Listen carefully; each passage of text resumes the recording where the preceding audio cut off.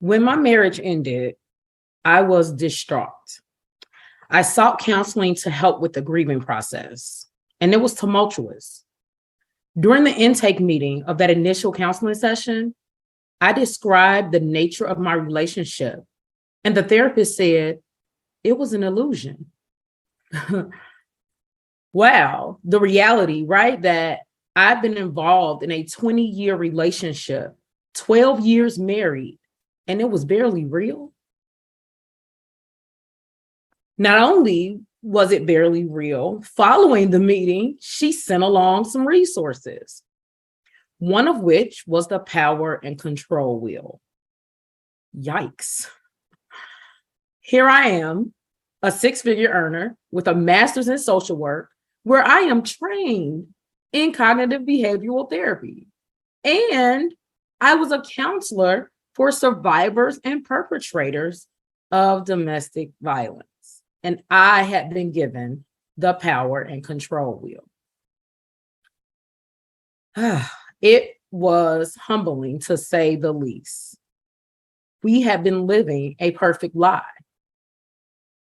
As I reflect, my ex-husband had never been at ease. Small aggressive behaviors over the years, from knocking food out of my hands for seemingly no reason at all, and definitely not due to a reaction to something I'd done to him. He did this in front of my friend. I now know and recognize that he only was attempting to embarrass me and assert himself as the one in power in front of my people. I recall him flipping over an entire table when a family game night did not result in him winning. In my mind at the time, though, these incidents that were more verbose were far and few in between, so I categorized it as no big deal. We all get mad sometimes. Not too long ago, the cycle continued. When his anger grew, he throws insults, one after another. But this time it was different. While the words stung, they didn't sting as hard as they used to. There was an awakening happening within me. I was seeing what had been going on and the true reality of my relationship. I was having the same feelings and reflections I had before around an annual blow up, is what I called it. But there was something different this time. I realized I'd grown to know what would come next. I could predict his next move and behavior, what he would say next, how long the silent treatment would last. And as predicted, when I challenged his logic with my truth, he decided that we shouldn't talk anymore tonight. And then, of course, I was met with the silent treatment. This time, the silent treatment lasted longer. After the first night, same night that we had the argument, I chose to greet him as I normally would. And this was a pattern in the relationship where he would get angry and I would attempt to fix it. And I would attempt to be the people pleaser. And I came to greet him with a kiss in the morning upon awakening, kind of brushing it under the rug, sweeping it under the rug, just trying to make up and ignore the issues that were there. However, I was met with a turn of the head for my lips only to meet his cheek. This is called emotional abuse, withdrawing affection. On day 3 of the silent treatment, I didn't try to give any affection. So for about 5 to 7 days, we only greeted each other with a cordial good morning and good night. And again, as predicted, when he was ready, he abruptly decided that it was time to talk. And just as it had happened twice before, at least, he said that divorce would be the only option and that we needed to focus on being the best co-parents we could be. Once again, I agreed. But this time I was way less emotional. I was already done the year before and was really just trying to give more grace and another second chance. But this time I was done for sure. I had finally decided that I had enough. The year prior, when I thought I was really done, I was so exhausted. I had already named my pain more than once, sharing with him that I felt like this was emotional abuse, but had also held on to hope that that time would be different. The last night of our argument, before we decided to officially split ways, time had stood still. and I heard a whisper from God. He can't go where I'm taking you. My therapist called that trauma. I called it what Sarah Jakes Roberts does, which was a word from God. Then a few days later, all at once, memories of subtle comments made to me well before that argument played in my mind like a highlight reel. And those memories demonstrated a high level of disrespect, jealousy, resentment, bitterness, all of which I was oblivious to or was blatantly attempting to ignore to keep the lie alive. Others in my family and friend circle would hint a little bit at things not being normal with us and or his treatment being questionable, all of which I ignored because I still hadn't completely accepted the reality of my situation. I was devastated to come to the conclusion that I am indeed a survivor of domestic violence. The silent treatment isn't the only way an emotional and verbal abuser attacks their victim. They are manipulative and many times very subtle. And I liken it to the research I've done on microaggressions, which are subtle forms of racism and subtle forms of other oppressive behavior from privileged groups. And typically they come in as compliments. For instance, you speak so well, you're so articulate. I've gotten that said a lot to me, but mostly from white people who tend to not share that same compliment with other people that look like them. So the underlying assumption is that you had some stereotypes about how I show up into spaces that maybe I'm not supposed to be articulate. Maybe I'm not supposed to speak well because I'm a Black woman. And so these same tactics are used with emotional and verbal abusers, and they are really subtle. My abuser said things like, "How does it feel to know nobody likes you?" But just really in a playful way. It wasn't in an angry tone, but those type of words, language, and statements and phrases over time can really erode at someone's self-esteem, their self-confidence, especially when it comes from someone you love. He also said things like, "I almost forgot you had a Ph.D. Okay. So really random, not even in an argument, nothing else would be going on. And those are some of the statements and phrases that he would casually throw around. But it gets worse. When pregnant with our second child, I unknowingly had gallstones. So while I was 8 months along, I'm constantly vomiting after eating dairy. And I really wasn't associating it with what I was eating at the time. I just knew I was sick more than usual. And at 8 months, you figure that the vomiting would stop, right? That's usually earlier on in pregnancy. And one time I was, on my knees in front of the toilet, upset and frustrated. So I started crying because I'm emotional, I'm pregnant, I'm upset that this is still a thing that's happening during this pregnancy this time. And while I'm on bended knees over the toilet, he walks by, glares at me and said, "Are you crying?" And made a face at me as if it was super ridiculous of me to have any emotion related to my situation at the time. He typically said more direct things during a blow up, and every time in between was more of those subtle things that came all year long. That's like once or twice a year, he would go on a tirade to share his disdain for me and how that this relationship just wasn't working for him, that we should co-parent, etc. During those initial times, I would often be distraught and shed tears and be really confused about what was happening. And more than once during those times, he said, "I don't care about your tears." Once I had an accident while hanging out with friends. I was cut near an artery and needed multiple stitches. One of the friends called him to ask if he wanted to meet us at the hospital and come be with me. She offered to care for our children in his absence. And he responds, "No, I'm good." So just a total lack of care and concern relative to your partner, your significant other. He often had me questioning the reality of my own experiences because he would choose to change the narrative and tell me I wasn't seeing or hearing what I saw and heard, attempting really to cause an over-reliance on his judgment getting me over time to trust him over myself. I noticed far later in our marriage that his opinion counted to me more than my own. For instance, when it came to something as simple as clothing, I had been groomed by him to question my choices due to his constant criticism of my clothing, my speech, my chosen profession.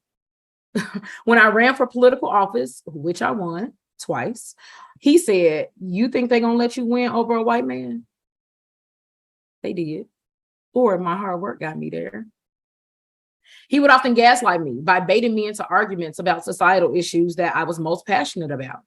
And, to try to argue how wrong I was about it. He'd say, "You just a girl from 39th that used to have rumors about her, right?" Just to knock me down a couple of pegs or to try. Another time he told me not to get him anything for Christmas. When I did so anyway, he demanded that I showed him where I hid it, and then he returned the item.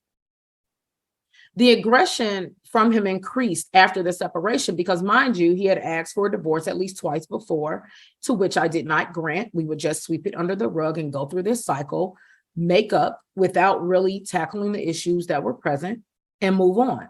This was the one time that I decided, again, I had had enough. And so the aggression increased because I chose to do something different and he wasn't used to that. When I set a boundary with our children in my new home, the verbal abuse ended up being even easier to pinpoint. These instances of withdrawing affection and withholding empathy, so on and so forth, were much more subtle.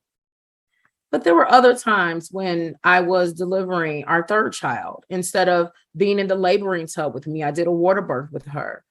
Instead of holding my hand or even giving me words of encouragement as I labored with no medication, he sat in the corner of the room on his cell phone the entire time. Instead of greeting me at the end of a theater performance where I shared the upbringing of my life and my story in my neighborhood on the south side of Chicago, he left after my set and placed a bouquet of flowers on the seat of the car for me to find later. Did not choose to stay and greet me after. When I was planning the celebration of my Ph.D. completion, because I'm the first in my family in a lot of things, and that was important for me to celebrate, he became angry that I had planned the party, told me that I was selfish, and asked when I had ever thought of anyone else but myself. As I recall then, I begged him to attend the party and the graduation ceremony because he told me that he'd been here for the entire step of the journey, so why did he need to come? A friend recently asked what was the worst thing he had ever done. And it took me a while to think of something because for me, it was a culmination of all of these things I've shared with you today, where I felt such a high level of betrayal. As I thought more, the worst thing had to be our disagreement over my last pregnancy. Y'all, I've been pregnant 7 times, a little fertile, just a little bit. So I've been pregnant 7 times, 3 beautiful, talented, intelligent, and strong-willed living children, 2 miscarriages, 1 ectopic pregnancy, and 1 abortion.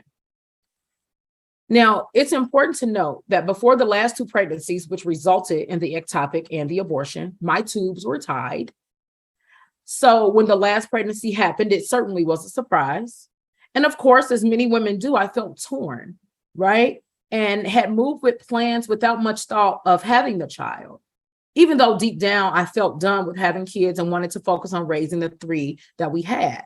I wanted to focus on my career, my consulting, my speaking, right? Having 2 pregnancies after getting your tubes tied, though, makes you think a little bit harder to consider actually having the baby. So I wanted to take my time to figure out what I really wanted to do and not make a rash decision. My abuser, however, was adamant about having an abortion. He lectured me, once again calling me selfish for even considering keeping the child. He gave me the silent treatment again and berated me, and I mean berated me about the decision if I chose to keep it. Of course, this enhanced my stress, especially when he threatened divorce again. Everything was always my fault. He projected his insecurities and reality onto me. He never physically hit me, but I experienced multiple incidents of trauma and was diagnosed with anxiety and PTSD as a direct result of my relationship. Would you have thought that about me after reading my bio or just by looking at my headshot? Maybe not. But the fact of the matter is that domestic violence is broad and touches many people, regardless of socioeconomic status or educational attainment. When we think of people involved in intimate partner violence, we often think of women who come from lower socioeconomic status. And we also tend to think of folks we don't know, right? That these issues are not close to home. When in fact, statistics show that 1 in 4 women and 1 in 9 men experience severe intimate partner physical violence, interpartner contact, sexual violence, stalking, so on and so forth. For emotional abuse specifically, prevalence rates were high as well, averaging around 80%. 40% of women and 32% of men reported expressive regression. 41% of women and 43% of men reported coercive control in their relationships. I married young. I was 24 and a little bit still wet behind the ears, had not experienced life in the way that I've now experienced life. I had childhood trauma that resulted in me being a people pleaser and wanting to not disrupt, wanting to make sure everyone is happy. And that resulted in my choice to remain in this relationship for so long. We were high school sweethearts. And so from 17 years old to 37, all I knew was this person. And I had been working since I was 12 years old and adopted this notion that I had to be everything to everyone. And that resulted in this superwoman persona, which many Black women adopt. And this mentality played a huge role in my marriage. I was choosing to put myself last, right? It has been expected of us, specifically as Black women since slavery, to be strong, which is often to our detriment. And it's taught us to ignore, disrespect, and take the abuse because we can handle it. We got it. Due to the stigma of domestic violence, I was almost silent about the reality of my marriage. However, I always wear my stories on my sleeve, and I feel that it is my duty and responsibility as a woman in the sisterhoods that I share to speak my truth, and that I want to use my story to help other women. We wrote a book, Grief and Gratitude. I decided to share my story in that book, but I made it an anthology so that other women could share their stories so that we can see ourselves in each other. Because my story is not just for me, it's for all of you. We tend to ignore issues of domestic violence and problems because culturally and societally, especially in the Black household, what happens in this house stays in this house. That's toxic as hell. What we're not going to do is ignore abuse and trauma. And if someone is doing and saying things to you that are inappropriate and not okay, you can choose to have a voice and speak up. You can choose to ask for help. When we talk about racism, homophobia, the LGBTQI plus community, ableism, when we talk about ageism, when we talk about anything that's oppressive, we choose to say, speak up, use your voice. Social justice is necessary, right? We ask people to be allies in the fight. And I'm asking today for you to be an ally for yourself, to remember that you are enough, that you don't have to settle for less. And oftentimes women, especially Black women, we've earned what we've earned. We've worked hard for what we have, and we still remain humble in so many ways. Humble and settling are not the same. So I decided to choose Tanisha for the first time in 20 years. Choosing me also meant that I was saving not only myself, but I was saving my children, that I'm breaking generational curses in a different kind of way. And I'm going to say to you today that I will start over as many times as I need to start over in order to make sure that I have the life that I want and the life that God has ordained for me. And so as you look at your life and as you step into your truths, remember that you've always been enough. Remember that grace being given should be deserved, right? The people that earn grace are the people that deserve the grace. And that you get to choose to say no.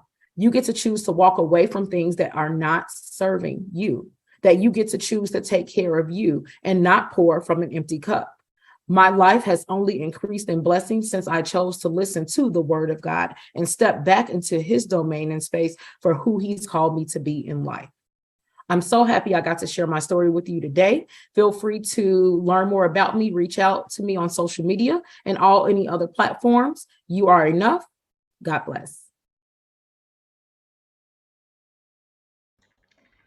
Yeah, drop those hearts. A legend is in the building. Dr. King, baby, do you see the comments? Baby, I saw a few of them. You gonna have to read and digest this, ma'am. You affirmed all of us, all of the things we experienced, but have been, gaslighted for years and years and years around. The way you broke it down with so much authority. Thank you so much for being here with us, sis. I already know it's going to be a lot of questions around this because I, for one, have never, ever, ever experienced somebody break down my experience before the hit. Because I left the first time he hit me, but I put up with a whole lot of other stuff for a whole decade before I even knew it was time to run. Mhm. I never saw myself the way I've seen myself and what you explained. I didn't know I was as much of a victim as I was. So from me first, Survivor. thank you. So thank you, sis. You different. You a legend. Okay, I'm gonna get to these questions out the King so they get to ask all the things in the next 8 minutes. So first one, Dr. King, is coming from Raven Walker, our Blaze production Mhm. assistant in the booth with us today. She asks, how do you handle co-parenting with your abuser? Woo, that's good. Let me breathe first and sip another swag of water. Girl. As I still navigate and learn, I have three children, 15, 13, and 11.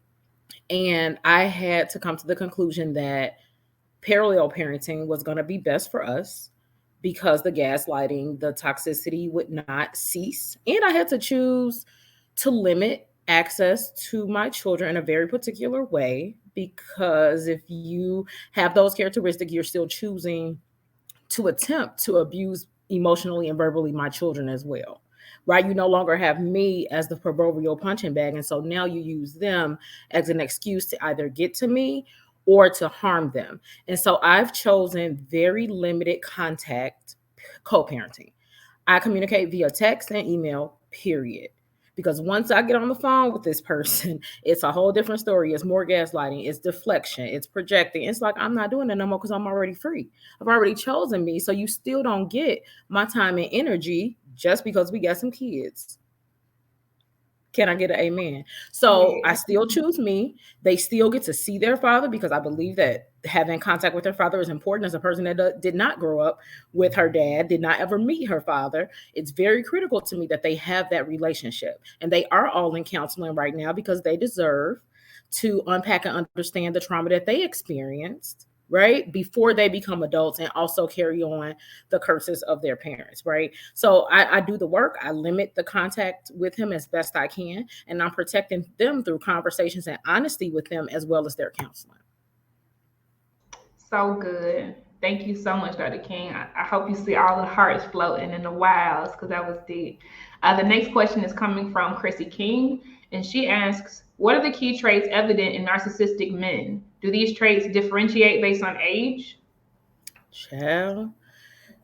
So I don't think so in terms of the age. I went into a rabbit hole, y'all, right? So after you actually get a name of what you're experiencing and actually like and actually accept what you're going through, you go into a rabbit hole. And I'm a researcher already, right? So I'm digging deep, I'm Googling, I'm reading books, and I didn't notice any difference in age, but the characteristics are very much the same, right? So it's rooted in childhood trauma and it's rooted in fight mode, right? You have fight, flight, fawn, freeze, people please, right? So it's all in the same square of trauma.